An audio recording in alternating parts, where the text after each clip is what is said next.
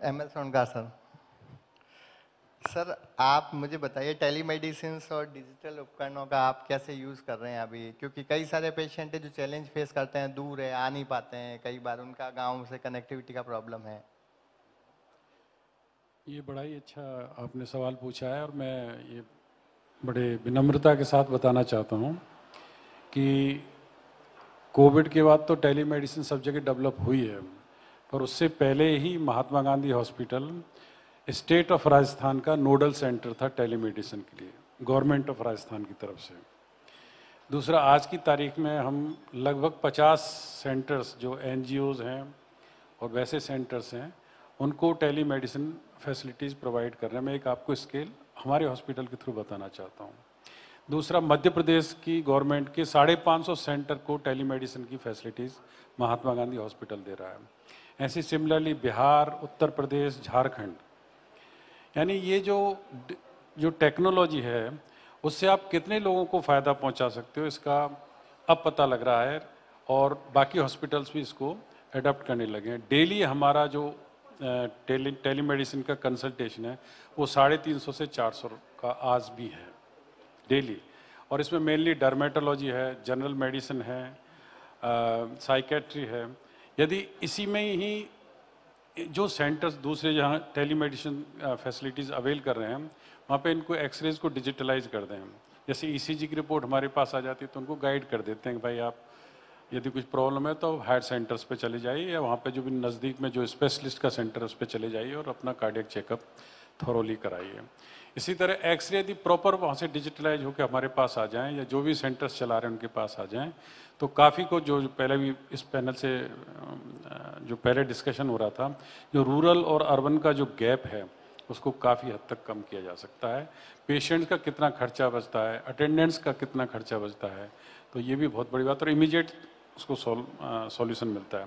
दूसरा ये है कि अगर मान लो कोई पेशेंट हॉस्पिटल आसपास जा भी नहीं सकता है तो ऐप है, जैसे महात्मा गांधी हॉस्पिटल टेली हेल्थ है, महात्मा गांधी टेली हेल्थ, तो उसके थ्रू आप घर से भी अपना कोई प्रॉब्लम है, आपके हेडेक हो रहा है, आपके चेस्ट पेन हो रहा है, आपको खांसी कंटिन्यूस है, कोई भी प्रॉब्लम है तो आप इमीडिएटली अपने घर से भी वो चीज़ें ले सकते हो। सारे इन्वेस्टिगेशन है, जैसे डॉक्टर संकल्प गुप्ता ने बताया, वो डॉक्टर पुनीत सक्सेना जी ने बताया, वो सारी जो चीज़ें वो इमीडिएटली आपके मोबाइल पर आ जाती हैं। तो ये बहुत बड़ी सुविधा है टेलीमेडिसिन की और इसका जितना विस्तार मैं सरकार से निवेदन करूंगा, जितना इसको एक्सपेंड कर सकें करें, क्योंकि ये वास्तव में बहुत ही अच्छी स्कीम है और कोविड के बाद इसका जो प्रचार प्रसार हुआ है सर वो तो सर इसका मेडिको लीगल एस्पेक्ट क्या है टेलीमेडिसिन पे प्रिस्क्राइब करे हुए प्रिस्क्रिप्शन का? मेडिको लीगल एस्पेक्ट तो कुछ भी हो सकता है, पर आप उनको सलाह दे रहे हैं, प्रॉपर सलाह दोगे तो मेरे हिसाब से कोई मेडिकल लीगल इशू आता प्रॉपर नहीं सलाह है। देने पे भी अगर पेशेंट की किसी भी वजह से डेथ हो जाती है, आप दूर से देख के कैसे बता सकते हैं? तो उस बारे में फिर उसके बाद मेडिको लीगल एस्पेक्ट तो डॉक्टर पे आएगा जिसने प्रिस्क्राइब करा है। हो सकता है आए, पर मेरे हिसाब से उसको एक तरह का डिस्क्लेमर होता है कि भाई मतलब आपको सलाह दी जा रही है टेलीमेडिसिन पे, आप जाइए और सर ये फिजिकली इलाज कराइए। तलवार पे चलने जैसा काम है सर। मैंने अभी तक ये चीज़ फेस नहीं किया, बट आई विल लुक नहीं सर, इनटू राइट इट कि सर। इस तरह का कोई इशू होगा तो। सर ये बताइए, आपका हॉस्पिटल तो सर इतना बड़ा है कि आप मतलब ये सीतापुरा का महात्मा SMS हॉस्पिटल बोल सकते हैं इसको। तो सर आप और मेडिकल कॉलेज क्यों नहीं खोल देते हैं? कितनी फैसिलिटी दे रहे हैं सर, मैं 2-3 बार गया हूँ वहाँ पे, इतने पेशेंट है आपके पास में और इतना केयर है, इतना रेट्स कम है सर। जहाँ तक वॉल्यूम का सवाल है उसमें आपसे मैं एग्री करता हूँ कि ऑलमोस्ट 25-30 हज़ार का फुटफॉल डेली है महात्मा गांधी हॉस्पिटल में आज की तारीख में। पर जो दूसरा मेडिकल कॉलेज खोलने वाली बात है तो सरकार पहले ही हर डिस्ट्रिक्ट में हॉस्पिटल खोल रही है, हमें क्या जरूरत है?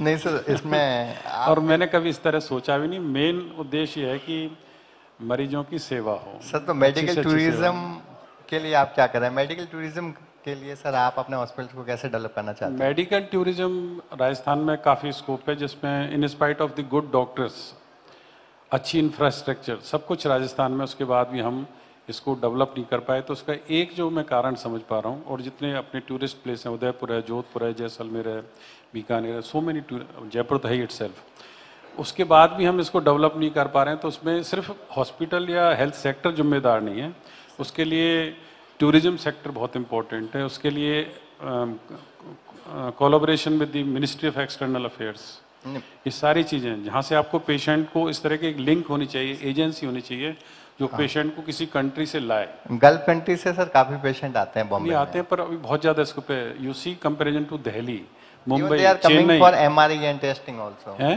MRI एंड टेस्ट के लिए आते हैं सर गल्फ कंट्रीज से। हाँ नहीं आते हैं, मैं एग्री करता हूँ, पर अपने यहाँ से कम लोग जाते हैं। जैसे साउथ से मिडिल ईस्ट में बहुत लोग जाते हैं तो वो चेन्नई आते हैं। दिल्ली एक सेंट्रल मतलब कैपिटल है कंट्री की, तो इसलिए वहाँ पे लोग आते हैं। मुंबई शुरू से ही मेडिकल टूरिज्म के लिए पॉपुलर है तो लोग आते हैं, पर धीरे धीरे राजस्थान डेवलप हो रहा है।